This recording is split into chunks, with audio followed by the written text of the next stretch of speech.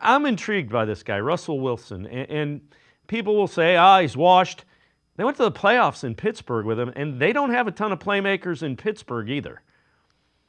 So one thing Russell can still do is Russell can throw a really good deep ball. So you're going to see, obviously, Ed Pickens. Obviously, the Browns have Jerry Jeudy, but he throws a really nice catchable deep ball.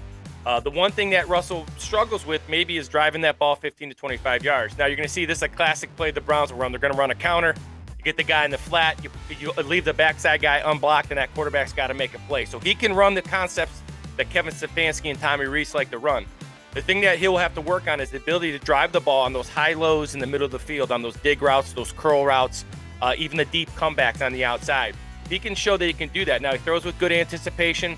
And you're right. He did it in Pittsburgh where they don't have, offensively, they don't have a ton of talent either. So there's something to be said about him. He's my guy that I'm least favorite in just because of his inability to drive the ball 15 to 25 yards. However, if he comes in and shows he can do that, maybe with proper footwork, again, who's a guy who's been there, been to a lot of Pro Bowls, so a guy that the Browns absolutely have to look at.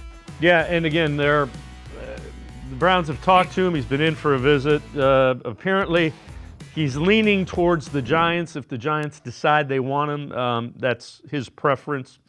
We'll see.